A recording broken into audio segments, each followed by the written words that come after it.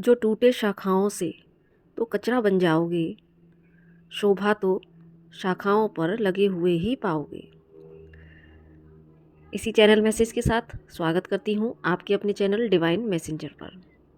तो इन पंक्तियों में आज डिवाइन ने एक बहुत ही सुंदर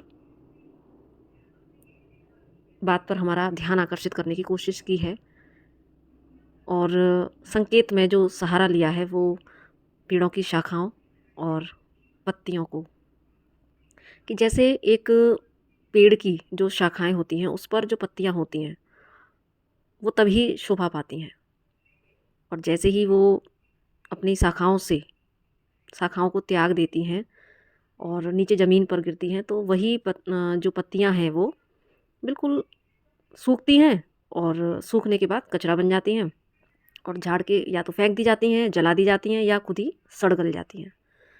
कितना बड़ा मैसेज इन दो पंक्तियों के माध्यम से डिवाइन ने दिया है कि जो शाखाएं हैं वो डिवाइन है, ईश्वर है, और जो पंक्तियां हैं वो जीवात्मा है। डिवाइन यहाँ पर जो मैसेज दे रहे हैं कि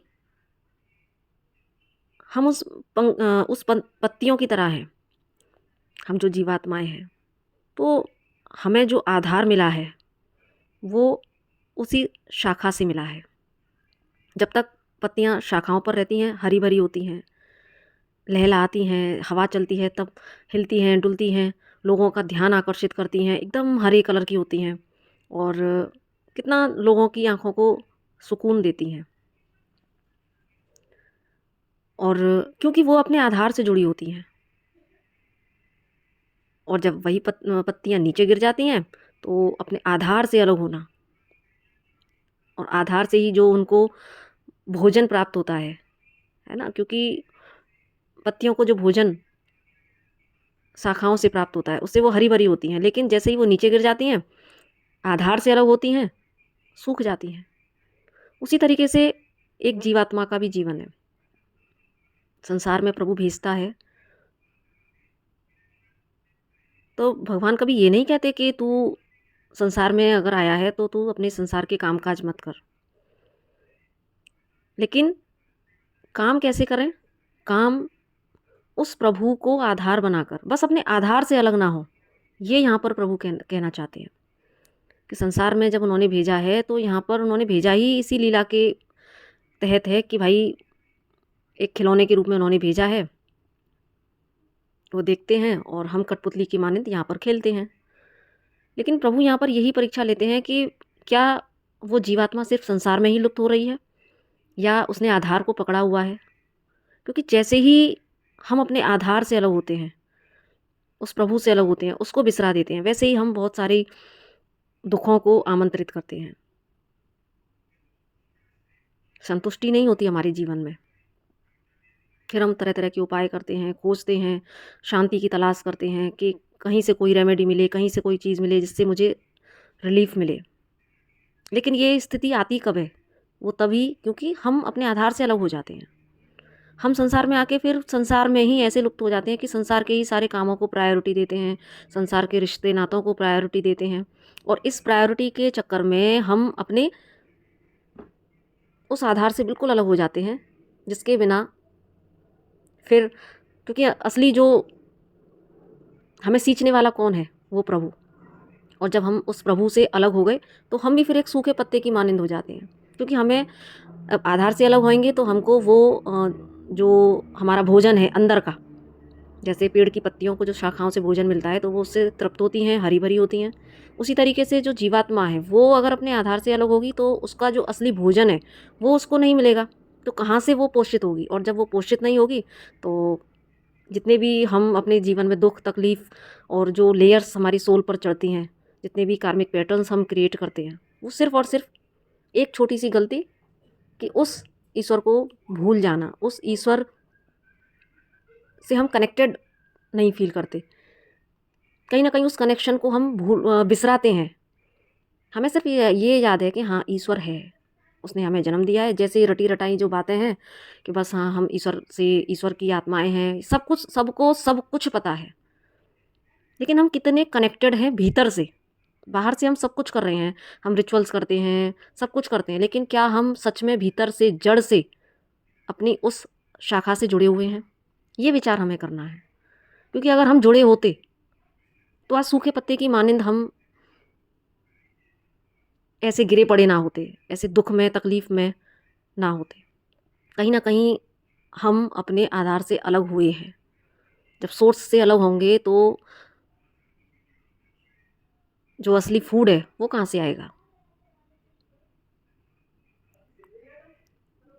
तो इन पंक्तियों के माध्यम से मुझे यही मैसेज दिया गया कि हम संसार में रहें, अपने सारे कर्तव्य करें, लेकिन उस प्रभु को प्रायोरिटी पर रखकर, उससे कनेक्टेड रहकर। क्योंकि भक्ति के लिए हम हमेशा यही बोलते हैं कि कुछ लोग ये कहते सुने हैं कि अरे हम जब वृद्धावस्था में आएंगे तब करेंगे, और कुछ लोग बोलते हैं अभी तो हमें भाई बिल्कुल टाइम ही नहीं मिलता, और या सोचते हैं, प्लान बनाते हैं कि चलो आज नहीं, हम कल से शुरू करेंगे या आज से शुरू करेंगे, और ऐसे करते करते फिर अरे आज तो आज भी टाइम नहीं मिला। तो यहाँ पर हम प्रभु को साइड कर देते हैं, और जब उनको साइड करेंगे तो धीरे धीरे धीरे धीरे वो कनेक्शन फेड होता चला जाएगा। क्योंकि कहते हैं ना, कम्युनिकेशन इज़ द की। जब आप किसी सांसारिक रिश्ते को भी लें तो जब तक आप, जहाँ कम्युनिकेशन गैप होता है वहीं पर रिलेशन, आप जानते ही हो, है ना, रिलेशन में एक फ़र्क आना स्टार्ट हो जाता है, शिकायतें शुरू हो जाती हैं, डिस्टेंस मेंटेन होना शुरू हो जाती है, एक रिलेशन का जो चार्म है वो ख़त्म होता जाता है।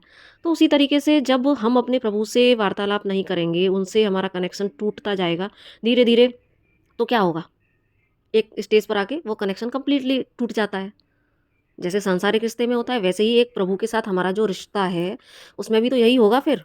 जब आप उस प्रभु से बात नहीं करेंगे, उससे अपना कनेक्शन नहीं साधेंगे, टाइम टू टाइम अपनी बातें नहीं करेंगे, तो क्या होगा? रिलेशन का जो एक चार्म है वो ख़त्म हो जाएगा। तो यही चीज़ यहाँ पर हमारे और उस प्रभु के रिश्ते पर भी लागू होती है, और वो तो हमारा आधार है हमारे जीने का। उससे हम अलग होते हैं तो हमारे जीवन का कोई औचित्य नहीं। और यही साइकिल फिर हम नेक्स्ट बर्थ में, फिर नेक्स्ट बर्थ में बस रिपीट करते रहते हैं, और तब तक अपने ऊपर बहुत सारी लेयर्स हम चढ़ा लेते हैं, और लेयर्स के साथ साथ बहुत सारे कर्माज, हम कर्माज की ही लेयर होती हैं एक्चुअली, और बहुत सारे वुंड अपने अंदर भर लिए होते हैं। क्योंकि जब हम उस प्रभु से जुड़ के, उससे कनेक्ट रहते हुए जब कर्मा करते हैं, तो बहुत कम चांस होते हैं कि हम कुछ बैड कर्मास क्रिएट करें। लेकिन वही जैसे कि सूखी पत्तियों की तरह जब हमारा जीवन हो जाता है, तो फिर हमारा कोई, कहते हैं ना, हमारा कोई भी धीरज रखने वाला नहीं है। क्योंकि जैसे सूखी पत्तियाँ इधर उधर बस भागती रहती हैं, इधर उधर लोग झाड़ू से इधर उधर झाड़ देते हैं, हार के जला देते हैं या सड़ जाती हैं, उसी तरीके से फिर हमारा जीवन हो जाता है। तो बड़ा सुंदर ये मैसेज मुझे लगा वहाँ पर, और बड़ी ही प्यारी अनुभूति आई, और मुझे भी एक इंसाइट मिली कि सच में अपने आधार से जुड़े रहना, हम अपनी आत्मा को तृप्त तब ही कर सकते हैं। और आत्मा का जो भोजन है वो सिर्फ वो परमात्मा की याद ही है। उस परमात्मा को आप दिल से कनेक्ट करें, उससे बातें करें, और उसकी याद में आप बैठें, वो आत्मा का भोजन है। आत्मा को तृप्ति उसी भोजन से ही मिलती है।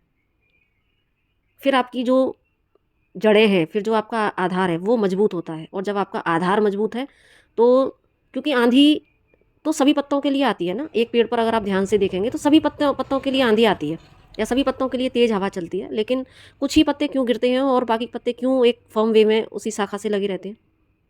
सेम यही प्रोसेस एक इंसानी जीवन का है, एक जीवात्मा का है, कि जो आत्मा अपने उस परमात्मा से कनेक्टेड रहती है वो कभी इस माया जाल में नहीं फंसती, और वो भले ही संसार के सारे काम करती है, लेकिन वो अपने आधार से जुड़ी रहती है, और हमेशा फिर खिलखिलाती है, हमेशा पीस में रहती है, सुकून में रहती है, और खुद भी सुकून में रहती है, और दूसरों को भी वो संतुष्टि प्रदान करती है कि जो भी कोई देखता है, जो भी कोई उसके टच में आता है, जो भी कोई उसके संपर्क में आता है, वो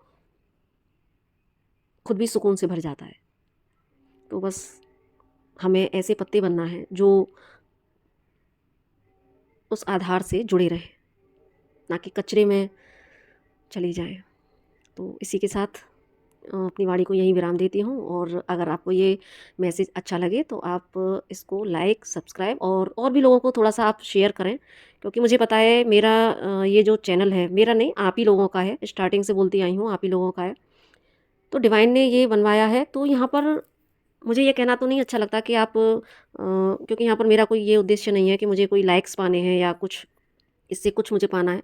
मेरा सिर्फ़ इतना मकसद है कि ये अगर चैनल डिवाइन का है, डिवाइन के मैसेजेज़ हैं, तो ये ज़्यादा लोगों तक पहुँचेगा, तो जो भी डिवाइन के मैसेज हैं वो ज़्यादा लोग रिसीव कर पाएँगे, अपनी वाइब्रेशंस को हाई कर पाएँगे, हमसे कहाँ मिस्टेक्स हो रही हैं वो हम लोग समझ पाएँगे।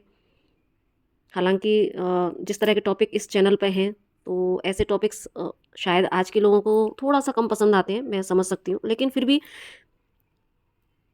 ईश्वर के भक्त कितने होते हैं? एक तरफ भीड़ होती है, एक तरफ भक्त होते हैं, है ना? तो बस भक्तों तक इनको पहुँचाया जाए, उसी में मुझे संतुष्टि मिलेगी। तो आई होप आपको ये वीडियो अच्छी लगी हो, तो इसको एप्रिशिएट कीजिएगा। इसी के साथ नमस्ते।